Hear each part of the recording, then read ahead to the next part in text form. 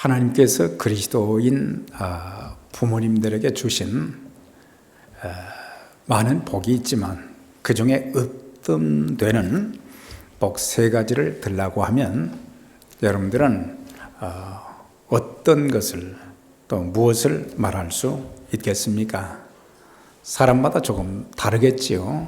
그렇지만 목회자인 저 개인의 입장에서 볼 때 3가지를 들라고 하면 첫째는 믿음의 복이다. 불신 가정에서 태어나서 내가 예수님을 알고 믿게 된 것은 내 인생의 최고의 복이다. 그래서 믿음의 복이요. 둘째는 또 목회자이기 때문이기도 하지만은 여러분들도 마찬가지로 기쁨으로 섬길 수 있는 그런 교회를 주신 것, 그것도 큰 축복 중에 하나입니다. 그 다음에 이제 3번째는 우리에게 가족을 주신 것입니다. 가족을 주셨다는 것은, 특별히 자녀를 주셨다는 것은 복 중에 복이 아닐 수가 없어요. 그래서 성경에는 자녀에 대한 말씀들이 참 신구약에 많이 나옵니다. 그런데 자녀에 대한 바른 이해를 시편 127편 3절 이하에서는 보면은 자녀는 여호와의 주신 기업이요 태열매는 그의 상급이로다. 젊은 자의 자식은 장사의 수중에 화살 같으니 이것이 그 화살통에 가득한 자는 복이 있도다. 그러면서 그들이 성문에서 원수와 담판할 때 수치를 당하지 않는다. 그래서 자녀가 어떤 존재인가, 또 자녀가 있음으로 인해서 부모에게 주는 유익들도 엄청나게 많은데, 여기 보면은 자녀는 하나님께서 부모에게 주신 최고의 선물과 재산이며 그리고 상급이라 그렇게 말씀을 하셨고, 그런데 이 자녀가 화살과 같다 그랬어요. 젊은 자의 자식은 장사의 수중에 화살 같다. 화살이라 그랬어요. 이 화살은 전쟁터에서 이 공격용 무기인 동시에 방어용 무기도 될 수 있습니다. 그러니까 자녀들은 부모가 늙고 병들면은 부모를 돕고 부양할 수 있는 존재인 동시에 부모가 위기에 처해 있을 때는 하나님이 세우신 전방의 군사와 같은 존재가 자녀라, 그렇게 말씀하고 있습니다. 그러면서 그런 부모들은 성문에서 수치를 당하지 않는다 그랬어요. 그러니까는 성문은 재판 장소를 말하는 것입니다. 그러니까 부모들이 억울하게 부당하게 고소를 당해서 재판장에 설지라도 두려울 것이 없는 것은, 바로 잘 키운 자녀들은 법정에서 악의에 찬 고발자들, 거짓 증인들의 잘못을 밝혀서 억울한 처지에 있는 그 부모들이 그들에게 억울함을 당하지 않도록, 수치를 당하지 않도록 지켜준다는 그런 존재라고 하는 것입니다. 그러면서 젊은 자의 자식은 장사의 수중에 화살 같다. 장사는 용사를 말하는데 그걸 이제 부모라 그렇게 표현을 했고, 여기서 장사의 수중에 화살은 활을 쏘는 자가 얼마나 중요한가, 그걸 가리키는 것입니다. 그러니까 부모가 자녀라는 화살을 목표를 향해서 제대로 쏘아야지 아무 때나 이렇게 막 쏘면 되지 않는다, 그걸 말하는 것입니다. 다시 말하면 자녀의 장래가 물론 본인의 문제도 있지만은 부모의 손에 달려 있다는 것을 강조하고 있습니다. 그만큼 하나님께서 자녀를 주신 것은 큰 복이지만 그 자녀를 잘 키우는 역할 또한 부모의 책임이 크다는 것을 강조해 주고 있습니다. 하나님께서 우리의 자녀들을 평생 돌보시고 인도하시지만 부모의 역할은 그 어떤 것보다도 더 중요한 것입니다. 우리가 이 자녀 교육, 어린이 주일만 이렇게 오게 되면은 빠질 수 없는 사람이 엘리라고 하는 제사장이죠.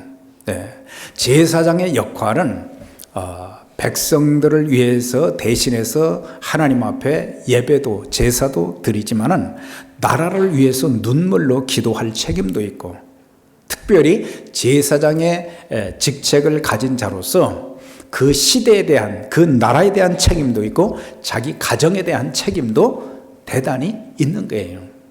제사장의 책임만 잘 감당한다고 되는 것도 아닌데 엘리는 제사장의 책임도 잘 감당하지 못했고 또 가정의 아버지로서의 그런 역할도 잘 하지 못했어요. 그의 두 아들들 홈리와 비느하스가 이제 세습제였으니까 구약시대 때는 제사장이 됐어요. 그런데 이 사람들이, 그의 아들들이 말이죠, 하나님을 알지 못했다 그랬어요. 하나님을 몰랐다 그랬어요. 제사장이 어떻게 하나님을 모릅니까? 그 다음에 짐승을 잡아서, 또 어떤 것은 화목제물은 이렇게 삶아서 그걸 하나님 앞에 또 드리고 제사장과 또 백성들이 나누어 먹는 그런 그 제도가 있었어요. 그런데 하나님 앞에 먼저 드리고 이것을 먹어야 되는데, 하나님 앞에 드리기 전에, 고기가 다 익기 전에 내가 지금 배가 고프니까 그 고기를 나한테 달라. 이 제사장이 하나님을 더 중요하게 우선적으로 여기지 못하고 자기 배고픈 거 그것만 생각하고 그런 죄를 범했고, 회막에서 또 수종드는 여인과 간음도 했다. 간음죄도 졌다. 그래서 그들은 하나님을 믿는 믿음도 갖지를 못했고 예배가 무엇인지도 몰랐고 그들의 삶은 무절제했다. 그걸 알 수가 있는데, 우리가 사무엘상을 계속해서 보면은 사무엘상 2장에 보면 이 두 아들이 전쟁터에 나가서 그냥 다 죽었어요. 그런데 그의 아버지 엘리의 잘못은 자녀들이 그런 망령된 행실을 할 때에 그걸 책망하고 올바로 가르쳐주고 옳고 그름을 해야 될 것과 하지 말아야 될 것을 구분해서 잘 가르쳐줘야 되는데 잘못해도 그냥 놔둔 거예요. 하나님보다 자녀를 더 귀중하게 여겼다고 하는 것입니다. 자녀들의 영혼보다는 육신을 더 살찌웠던 게 엘리 제사장의 그런 모습이었어요. 그러니까 자신이 제사장으로 있을 때 블레셋의 공격을 엄청나게 많이 받았어요. 또 하나님의 법궤도 그때 빼앗겼어요. 그러니까 제사장의 역할이 나라를 위해서 기도하지도 못했고 나라를 안전하게 하나님 지켜주시도록 그렇게 역할도 하지 못했고, 나중에 법궤가 빼앗겼다는 소식, 전쟁터에서 두 아들이 죽었다는 소식을 듣고는 의자에 앉아있다가 넘어져서 목이 부러져 죽었다. 참 아름답지 못한 인생의 마무리가 되었던 그 안타까운 그런 모습을 보게 되는 것입니다.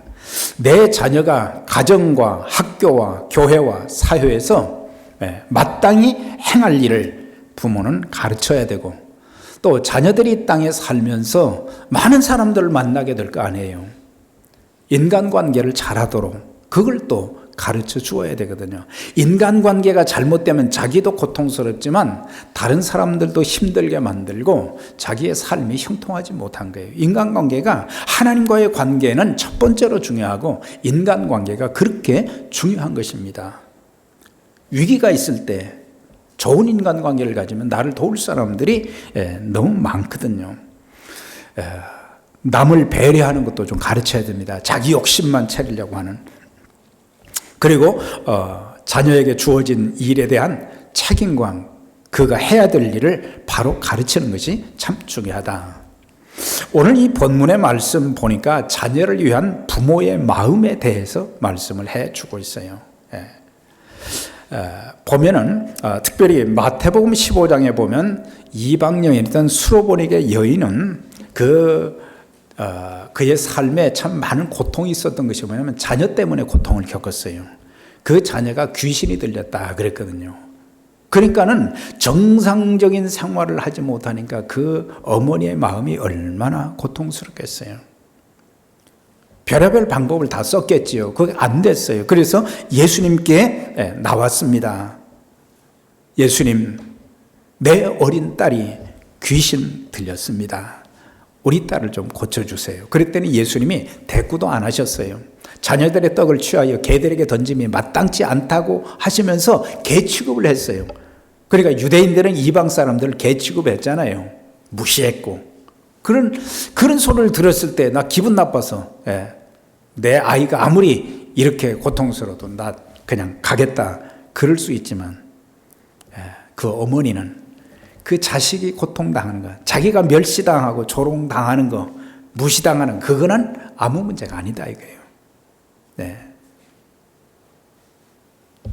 개들도 주인의 상에서 떨어지는 부스러기를 먹지 않습니까? 그 부스러기의 그런 은혜도 주셔서 우리 딸을 좀 귀신을 쫓아내서 온전하게 해주세요. 그때 주님께서 그 여인에게, 이방 여인이지만 내 믿음이 크도다 그러면서 그 딸을 고쳐주셨어요. 그래서 그 딸이 온전하게 되었다 그랬어요. 마가복음 9장에 보면은 한 아버지가 나옵니다. 그런데 그 아버지에게 아들이 있었는데 그 아들도 또 귀신 들렸어요. 그러니까 그 아버지가 또 어머니가 별의별 방법을 다 썼을 거 아니에요. 그래도 안 되는 거예요. 그래가지고 제자들에게 데리고 와서 좀 고쳐달라고 하는데 제자들이 못 고쳤어요. 그런데 이제 변화산상에서 내려오는 주님을 이제 만나게 된 거예요. 그래서 예수님한테 할 수만 있다면 우리 아들을 좀 고쳐주세요. 그랬더니 주님께서 할 수 있거든요. 무슨 말이냐? 믿는 자에게 능치 못함이 없다고 하시면서 그 아들을 데리고 오라. 이 아들이 귀신이 들려서 물에도 불에도 자주 들어가고 그러니 부모의 가슴이 찢어지는 것 아니겠어요? 그때에 주님께서는 긍휼히 여기사 그 귀신 들린 아들을 고쳐주셔서 그래서 이 두 가정을 참 아름답게 만들어준 그런 그 내용들이 나오는 것을 볼 수가 있어요. 우리가 자녀들을 위해서 우리가 눈물로 하나님 앞에 이런 심정을 가지고 기도하면은 반드시 자녀들을 고쳐주시고 좋은 길로 축복된 길로 인도해 주실 것을 믿습니다. 오늘 그 13절에도 보면 그때 사람들이 그랬는데 사람들이 어린아이들을 데리고 예수님께 와서 좀 만져주시기를 바라고 안수해 주시기를 바라서 아이들을 데리고 왔다 그랬어요. 근데 사실 사람들이라고 하는데 사람들이라기보다는 제가 본 입장에서는 부모들이 자기 자녀들이 참 예수님께 사랑도 받고 또 이렇게 복을 좀 받고 좀 그랬으면 좋겠다 그래서 많이 데리고 왔던 것 같아요. 자, 그랬을 때 제자들이 꾸짖었다 그랬어요. 왜 어린아이들을 데리고 오느냐 그랬단 말이죠. 우린 여기서 부모들의 마음, 어른들의 그 귀한 마음을 보게 되는 것은 이 자녀들 참 주님께서 쓰다듬어 주시고 격려해 주시고 또 안수하시고 축복해 주시기를 바라는 그런 마음으로 데려왔다. 근데 사실은 이 유아세례에 대한 그런 내용이 이 구절로 많이 사용이 됩니다. 그게 주님께서 유아세례를 준 적은 없어요. 그런데 부모들의 입장에서는 유아세례라도 받으면 이 자녀가 믿음으로 자라고 앞으로 하나님의 돌보심을 받을 것이 아닌가 그렇게 생각하고 데려왔던 것 같아요. 유아세례가 구원 주는 것 아닙니다. 네. 통계에 의하면은 보통 아이들이 4세에서 6세 정도 되면 예수님을 인격적으로 영접할 수 있다고 하는 통계가 있어요. 그러니까 우리에게 주어진 이 허락해 주신 자녀들이 나이가 어릴수록 예수님에 대해서 잘 설명해 주고 가르치면 순수하게 받아들이게 된다는 것입니다. 그래서 4세에서 6세, 미국의 통계가 보통 5세에서 6세, 유명한 그 목회자들 보면은 그 사람들이 언제 회심했느냐, 언제 예수 믿었느냐 그러면은 보통 6살 때 예수님 믿었다. 그렇게 하는 분들이 굉장히 많은 것을 보게 되는데, 그래서 어렸을 때일수록 복음 전파를 하게 되면은 예수님 영접할 확률이 뭐 거의 대부분이다라고 하는 거예요. 그러나 머리가 커지고 세상 지식이 많아지고 세상 경험이 많아지고 그러면은 그때는 복음 전하기가, 예수님 믿게 하는 것은 이거는 정말 어렵다고 하는 사실이에요. 주님께서 어린아이들에게 유아 세례를 주었다고 하는 적은 없지만 이 부모들의 마음은 우리의 자녀들이 믿음 안에서 살기를 원하고 하나님의 보호하심과 인도하심, 하나님의 축복을 누리며 살기를 원했던 것을 보게 되는데, 어른들, 제자들의 이 태도를 보게 되면 어린아이들이 예수님께 오니까 말이죠, 막 꾸짖었다 그랬어요. 그러니까 어린아이들을 꾸짖었다는 의미도 되지만 그 어린아이들을 데리고 온 부모들도 꾸짖었다는 얘기예요. 왜냐?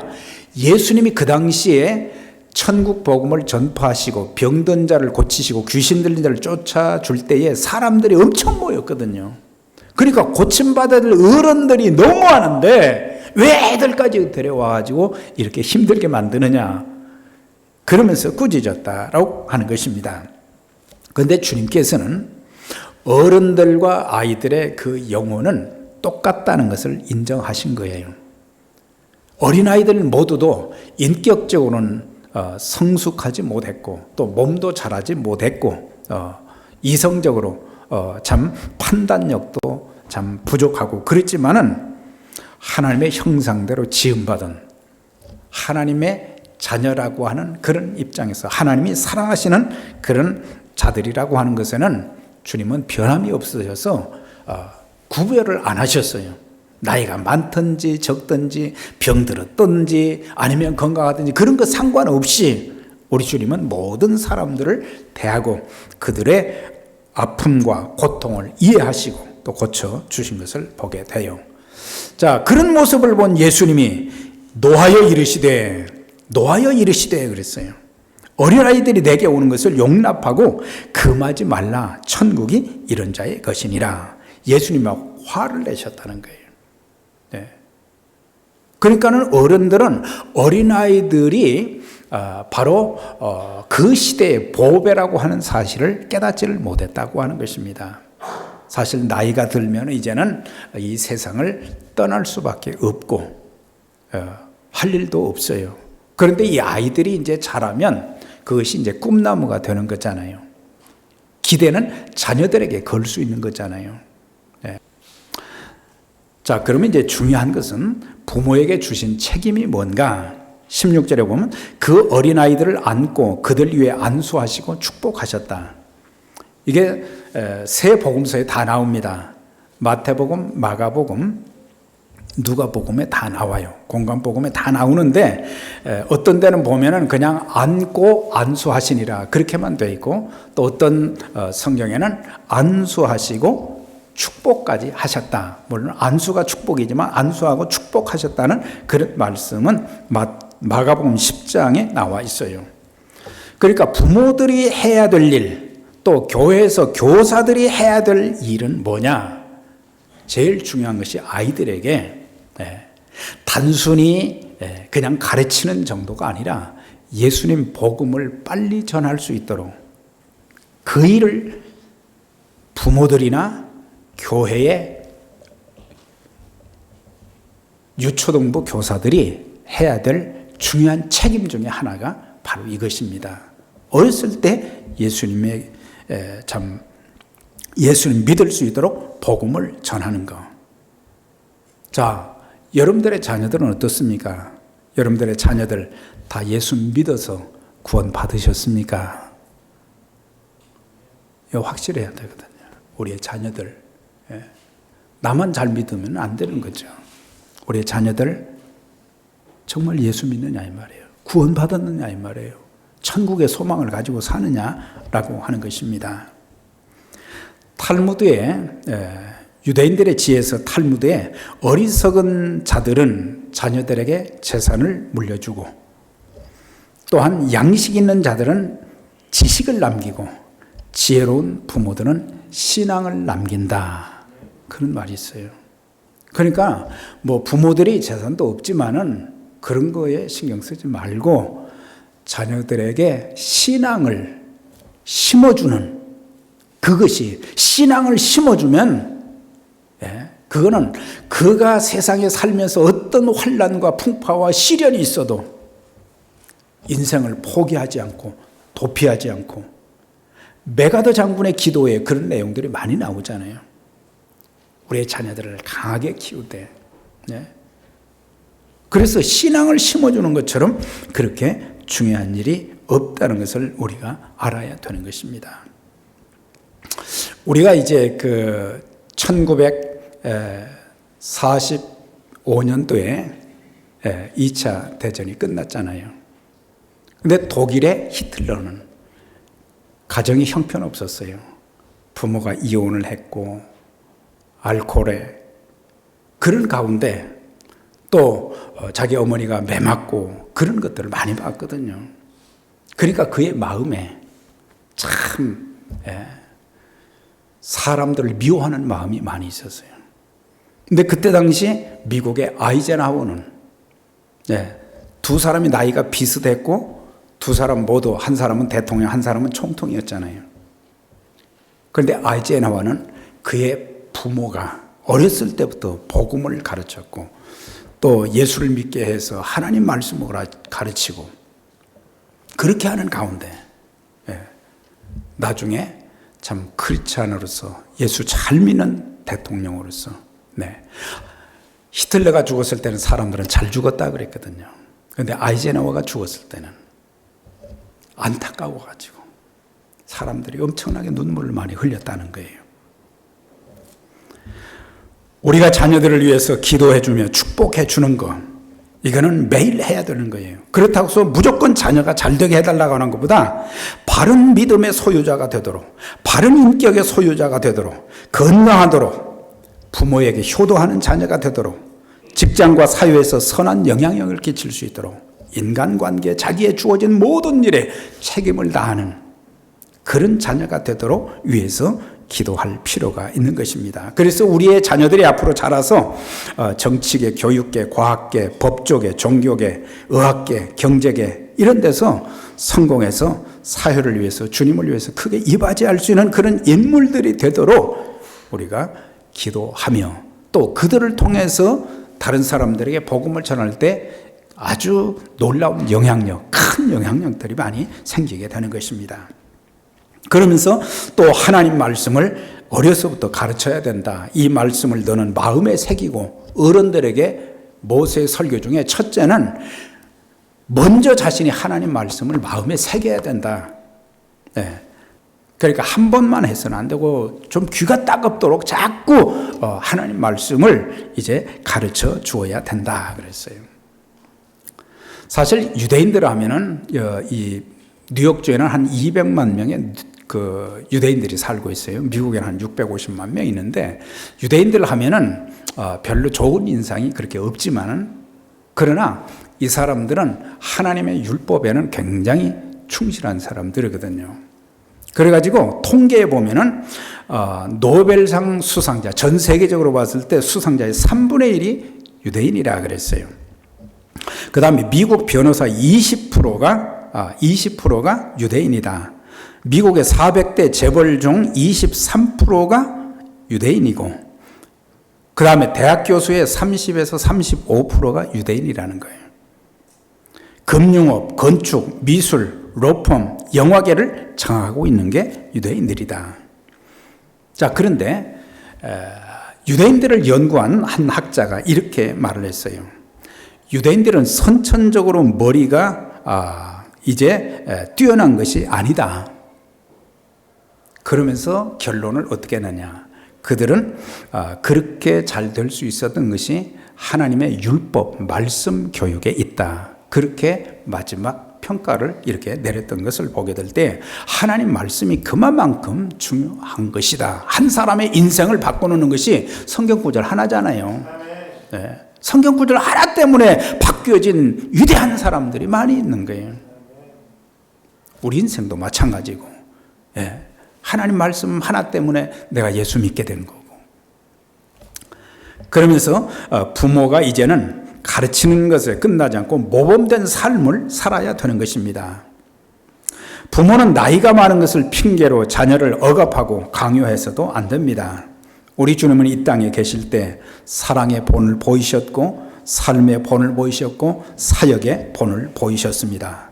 사도 바울도 성도들에게 늘 설교 중에 나를 본받으라, 그의 삶과 사역의 본을 보여주었던 것을 보게 돼요. 바울이 디모데에게도 말과 행실과 믿음과 정절에 대하여 믿는 자에게 본이 되라, 본에 대해서 많이 말씀을 해 주었어요. 그러니까 부모들은, 교회 지도자들은 신앙생활도 섬김도 그 다음에 삶도 본을 보여야 된다는 사실이에요. 나이 드신 분들의 책임은, 우리는 나이 드신 분들을 존중해야 되지만 어른들은 젊은 사람들에게 좋은 본을 보여야, 그러면 교회에서 그걸 배우는 거예요. 근데 어른들이 좋은 본을 보이지 않으면 젊은 사람들도 그대로 하게 돼서 평생 교회 생활을 형편없이 하게 된다고 하는 것입니다. 부모의 책임을 강조한 말이 있어요. 자녀의 인생은 사주팔자가 운명이 결정하는 것이 아니다. 자녀의 인생은 부모가 결정하는 것이다. 그런 말이 있어요. 그만큼 중요하다는 것을 가르쳐 주고 있어요. 우리의 자녀들이 더 이상 부모들 때문에 불행한 인생을 살지 않도록 부모로 인해서 자손 대대로 복을 받으며 하나님 앞에 쓰임 받을 수 있도록 기도하고 가르치고 본을 보이고, 그렇게 해서 여러분들의 자녀들이 또 여러분들의 가정이 행복해지고 또 우리 교회가 또 그런 자녀들을 통해서 하나님의 교회가 힘있게 또 복음을 전하고 하나님 나라의 확장에 귀하게 쓰임받는 그런 축복된 부모의 행복한 삶이 다 되시기를 주의 이름으로 축원합니다.